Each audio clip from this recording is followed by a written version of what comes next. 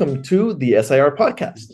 This is your host, Tony Cañas, from Insurance Nerds and Top at Recruiting. And today I have with me David Kalinowski, president and co-founder at Proactive Worldwide. David, thank you for joining us today. How's it going? Hey, Tony, thanks for having me. It's going fantastic. My pleasure, my pleasure. So you've been very involved with SIR. You were telling me before we started recording, 4 years on the board, 2 years as treasurer. Now or you just rolled off of the executive advisory council. You've hosted webinars, like more than one webinar or recently hosted a webinar, and you recently wrote a book too. So there's a lot to chat about here. So first of all, thank you for your service with SIR. And what is Proactive Worldwide? Proactive Worldwide, we started just over 30 years ago now. So I didn't have the gray hair that I have now back then, but we're a strategic intelligence agency based outside of Chicago that helps organizations stay out in front of what's next in their industry. We work in a wide variety of different verticals, but really it's about helping organizations to win and to make better informed decisions that ultimately allow them to gain and maintain a competitive advantage. I've had the privilege over the last 30 plus years of working with just over 225 of the Fortune 1000 organizations. So beyond just insurance, although that is a pretty significant sector for us. And, during that time, been able to really kind of, bridge the gap between research and analysis and insights and implications, and ultimately being able to link all that to strategic decision making. Okay, and link it. I'm taking notes like a banshee. Link it to strategic decision making. Okay, fantastic. How is research involved in your? It sounds like it's all about research, but how does research play into what you guys do? Well, I'd say that research has been pretty much the foundation of everything we do. When we are doing a B2B voice to customer study or wargaming or scenario planning workshop or competitive benchmarking or deep profiles, whatever it might be, research is the heart of all of it. And so capturing that knowledge that exists, whether it's through primary and secondary research, mostly primary. There's a lot of things that are publicly available. There's no unique advantage to having that. Everybody has access to that, right? The value comes by converting that into unique insights and understanding, the how and what around those insights and how that links ultimately to why executives should care about what you're learning and what we should do about it. So I think research really is critical to lead to actionable strategies that companies take and what they actually implement. 1,000%. So at one point you were saying when you said you guys do primary research, and then it sounded like you were saying that research that's not unique to you is not that valuable. But no, then you went into like the real value comes from turning into insights. And absolutely. I think being able to have conversations with individuals out there, whether it's key opinion leaders, competitors, customers, suppliers, regulatory bodies, trade analysts, whoever it is who has knowledge on the topic that you're looking at, and be able to then triangulate all that, verify, validate what they're saying, and then tell the story about what's happening out there. And that's really invaluable these days. And it's capturing content that, AI can't produce. AI is getting better and better. But yes, I agree. The AI can help you dig into the research. It can help you do the research. It can help you summarize the research. Ultimately, there's something very human about taking what AI gives you back and giving it that smell test, especially and not only that, but like, and how do we communicate it to the board kind of thing, right? And how do we apply it to this particular industry? Yeah, I agree completely. Yeah, I think there's still content out there that you're not going to find in print, and that's where the primary intelligence comes into play. If you, Tony, are a customer of a particular insurance organization, only you could tell me your sentiments and how you believe and how you feel about that service Yep, and the product. And sure, there's tools now for agents and avatars, but I still find the human agree, interaction is more critical. But I agree. also think that, there are some table stakes with AI to capture certain content and maybe even start to do some analysis of it when you have truckloads of data out there. But the ability to then communicate that knowledge A and then to thousand formulate percent. decisions and then to get executives to actually act requires the judgment and the personality and the influence It to requires actually get wisdom. them to move. It requires wisdom. Yeah, I And mean, yeah, AI is smart and will get smarter, but wisdom is a very human thing, and it takes yeah. time to develop. Yeah, I Uh, think we're still, at least for now, commuting human brain to human brain right there, competing, right? So, but groups like SIR are critical, though. And, I've seen research evolve over the years, and, associations like SIR are essential for those that are in a research or insights or analysis capacity. Fantastic. And let's get back to that question. But first, how has your role changed over your career? Because you've been with running Hmm. the same company for a long time. So I'm guessing at first it was an army of one, and now it's bigger than an army of one, right? So, Oh, so yeah, how we're, has your we're role definitely changed? bigger than one. Well, it was actually an army of two to start. My business partner at the time, Gary Mag, who's since retired, and I, kind of started the business on our bootstraps. When I started in research, the internet didn't exist. So in 1990, when I got into the field of competitive intelligence, you would do your research by calling the target company if they were public, requesting the annual report, waiting 2 weeks for it to show up in the mail, and then flip to the back pages to the executives, and that's who you'd started calling. There were no databases, there were no websites to go to. You'd go to the library and looked out things on microfilm or microfiche, right? And if you really had a budget, you would have a clipping service that would send you a manila folder every 3 weeks with articles from newspapers and magazines, and that would be your research. Otherwise, it was getting on the phone and talking with people, and that still holds true today. So it's evolved quite a bit since then with the tools. I tell people now, you guys got it easy for research, but they really don't because people are a little more savvy now about what to share and what not to share, right?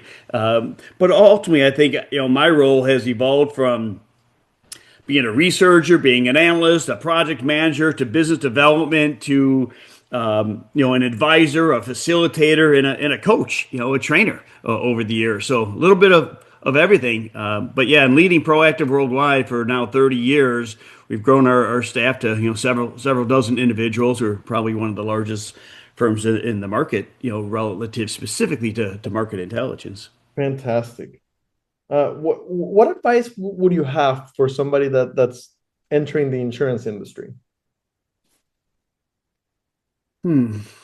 I think insurance is kind of interesting because it's at that intersection of risk and analytics and customer behaviors, and whether your personal lines or commercial lines, it doesn't matter. And then long-term strategy. So there's probably three things I would think about. One is around developing strong analytical skills. Um, I think that, again, as we talked about, AI tools are important, but they can't do the thinking for us. And I'd like to recommend for those out there, there's a book called Critical Thinking for Strategic Intelligence by Randy Fearson, Pherson, Critical Thinking for Strategic Intelligence. We have to make sure that we're continuing to understand, how to connect the dots and tell the story, and not just inform leadership, but truly influence them and the decisions that they're making. I often, Tony, talk about, we're not in the nice to know business. We got to own the CI function to get our stakeholders what they need to know to inform decisions and then to influence decisions. Because if we're not, then why are we doing it? Why are we doing that? So that's the first one. I think developing those critical thinking skills, analytical skills. The second is around just making sure if you're newer into the insurance industry, you really understand the whole ecosystem. The carriers, the brokers, all the distribution channels, the reinsurers, the regulatory bodies that are at play. I think as you have that 360 viewpoint, you become more valuable in what A perspectives you can thousand share. percent. And then the third one probably is to just keep building your network, build your professional network. Again, groups like SIR are critical to doing that. I certainly have, in the 14 years I've been affiliated with SIR, have developed tremendous, not only friendships, but professional relationships that have helped me in my career. And I think I've been able to at times help others in theirs. But that would be the three things, really enhance your critical thinking and your analysis capabilities, linking the content to the so what and the now what. Second, around developing an understanding of the whole ecosystem, and then third is enhance your professional network. That is fantastic. I run chatwithtony.com where I give free career advice to insurance professionals.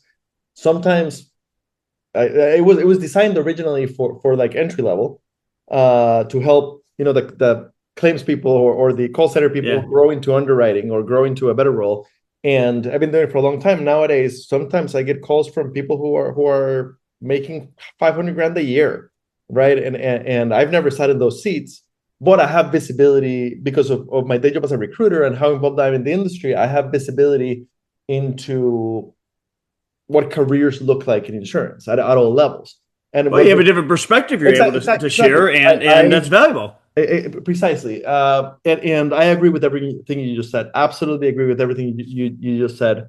By the way, it's okay if you don't agree with me either. Oh So, no, I believe me. I will call you out where we disagree. But no, I agree 1,000% with all of that. All right. How did you find SIR? The reason this podcast exists is because I was surprised at the fact that after 15 years in this industry and being super involved in many associations, many organizations, and having gone to hundreds of insurance conferences, I had never heard of SIR. And then I went to well, the conference last year, and I was like, this is amazing. The people are amazing. I ended up joining the organization the last day of the conference and saying, good. you guys need a Yeah. podcast, and here we are, right? But how did you find out about SIR?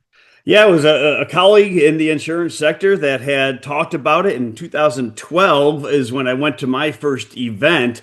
And it was really an individual at that event by the name of Dawn Faint, who at the time I believe was with Cigna, who I struck up just a great conversation. A wonderful lady, super smart, big contributor over the years to the insurance industry and to SIR, and kind of pulled me in a bit more. And then from that, I got to meet folks like Rick Marchetti from the Hartford and Jen Everett at American Financial Group and Ron Zeza, when he was at Blue Cross at the time. And, as you meet these individuals, I'm sure there's many others I've left out of there, but, I was initially introduced by a colleague in the space. And when I went, I just felt a really strong connection because I didn't find these folks to be, arrogant or have big egos. They were all there to learn and to share knowledge. And as a firm that then became a larger sponsor and an exhibitor, and then I would often speak at the events, sharing my own knowledge.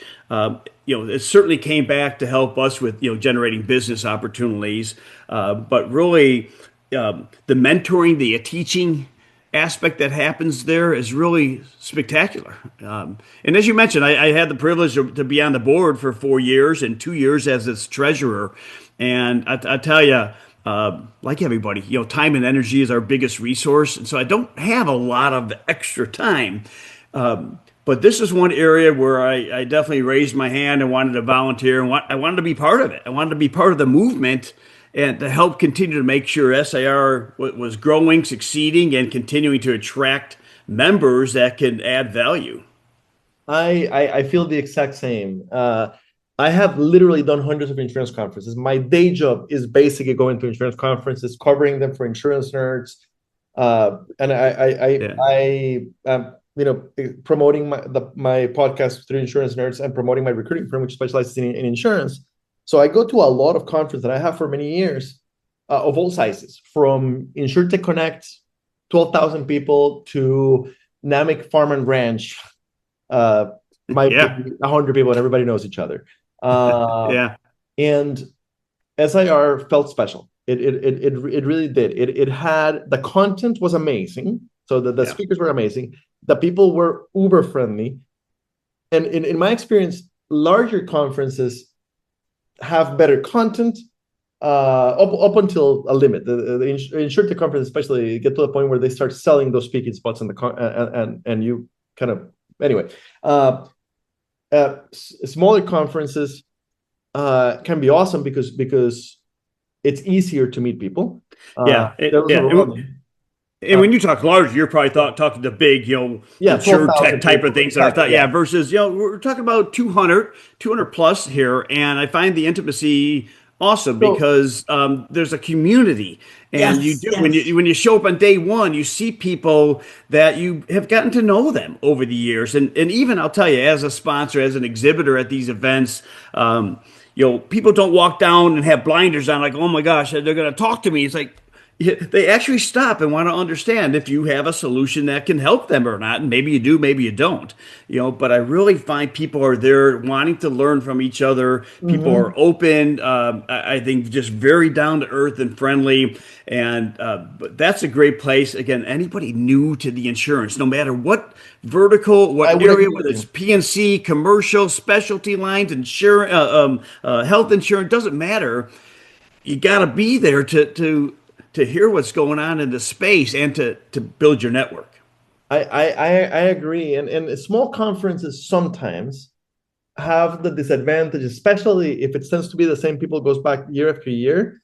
Uh, it can be harder to penetrate the group when you first visit. Not for me because I'm an extreme extrovert, but for most people, Yeah. SIR was so friendly, like just Well, so I friendly. tell you, I mean that pre-date workshop, right? Which this year I'll be leading a pre-conference workshop for 90 minutes, but right after that, then is the first timers gathering. So it's a great way, like you said, to welcome people who don't know anybody really yet, or few people, and people are quick to make introductions and to find like-minded folks for you to connect with in your space, whether they're competitors or not, just to be able to continue to again build relationships. I agreed 1,000%. What a great organization. I think one of the great hidden secrets of the insurance industry. Uh, and there are other organizations I'm very involved with. I'm a CPCU fanatic. I'm always pushing everybody to get their CPCU and become involved in the society.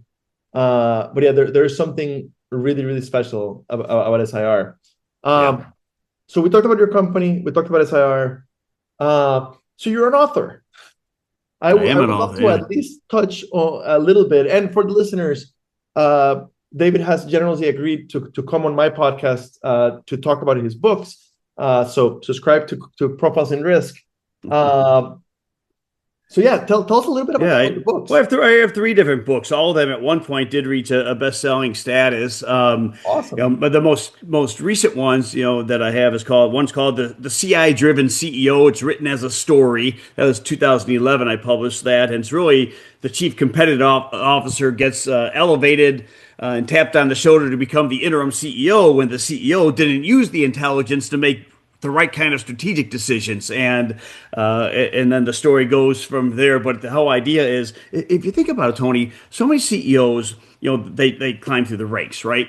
And so if you have gone through the marketing channel, then you tend to be about, promoting the business and branding. It's about marketing angle. If you are a sales driven CEO, then it's about generating revenue and growth and top, if you are an R&D related individual and engineering background, it's about innovation and, Uh-huh. so why not have CEOs that have a competitive intelligence background who have a grand understanding about all the different elements of the business It and would can make bring sense. that dynamic into this. So that's one of my books, but the most recent one is called the Sacrifice Paradox: How to Navigate Life's Choices and Trade-offs. That's the one I'm actually more proud of because it applies to the masses, not just anybody, and it really centers around the key question of what if the key to success isn't about doing more, but giving up the right things. And I have 101 stories in there from people I've met over the last 6 years that it took me to write that book. And then a reflection question at the end of each one of those for people to really think about those trade-offs you're making, and are they intentional? Are they unconscious? What type of trade-off are you making, and how do you know if it's the right trade-off? So that one I really enjoy. I've been talking with a lot of students at universities about that because they face a lot of those challenges right now of what to do and what to take, and balancing social with preparing for their future and all those things. So yeah, but thanks for raising those. I enjoy writing and where I get the time. That sounds super interesting. The idea of something's gonna get sacrificed. We all do it, right? Whether you're a Yeah, no, no, homemaker, absolutely, a parent, student, a teacher, a business a thousand executive. percent. Yeah, On the career advice side, and this is an idea from Manager Tools, which is a podcast that I love. But I often tell people, especially if they're like early in their career and they're overwhelmed, right? Your typical A student that comes into an insurance company and they are overwhelmed by the amount of stuff on their to-do list. And I tell them, hey, in white collar employment, the way this works is you're going to get more stuff than you can do. And if you're willing to put 70-hour weeks, the company will happily take them and you won't necessarily get rewarded for them. You might learn a lot, but you won't necessarily get rewarded for them. But ultimately, you're going to have to learn to prioritize. well, And yeah. You have to look at. I mean, there's a framework I have in that book to help people decide what's the impact on themselves, what's the impact on others, and what are the short and long-term yep. benefits and consequences of the trade-off you're making. Sometimes it makes sense, and sometimes it's not. Sometimes you choose work over family, sometimes you don't. It just depends on what your purpose is and where you're driving. And as I link that back to like SIR, I think for those looking to evolve their education and their knowledge in the insurance space, I've yet to run across a better association that cares deeply about its members and willing to go out of their way to help others, so they are able to really advance their own careers, appropriately. I agree with that. I would be remiss if I didn't mention get your CPCU and join RICE, Rising Insurance Star Executives. RICE is free. But yes, I agree with you. Especially if your job is research adjacent, join SIR, even if Yeah. it's not. Like I'm a sales guy, and I find SIR to be super, super beneficial. And I'm a sales guy Yeah. already in the middle of my career. And Yeah. I wish I had found SIR much earlier on in my career. Well, and you mentioned too the content quality. I think the balance of practitioners and solution providers is really solid. The more practitioners that are out there talking about their career experiences and working with stakeholders and what works, what doesn't work, has really had a huge impact on the audience members, the registrants, because now they can relate and take that back and make it applicable. I find especially with such as I know I teach, but with many others, it's not theory based. It's based on what's really happening in the marketplace. So I would really encourage anybody that has anything to do with the insurance sector. Like you said, it doesn't matter if you're in sales, you're in strategy, you're in risk, you're an actuary. Come to the events that SAR hosts to learn something new and different, or add your expertise into Mhm. the mix. I would agree with that completely. David, it's been a real pleasure. Real pleasure. Pleasure's mine. I appreciate Uh, the conversation. Absolutely, and I look forward to have a deeper conversation about the books. Great. Yeah, thank you so much for your time today. Well, excellent. Well, thank you so much. And again, last off for those that are out there, be an influencer, not an informer. We got to really make sure, and that might require you developing some new skill sets. But I think we got to get to the point where you're not just providing background reading, but you're actually providing insights that will cause those executives to do something with what you're providing. Thank you so much. Yeah, you're welcome. Thank you. Have a good rest of your day.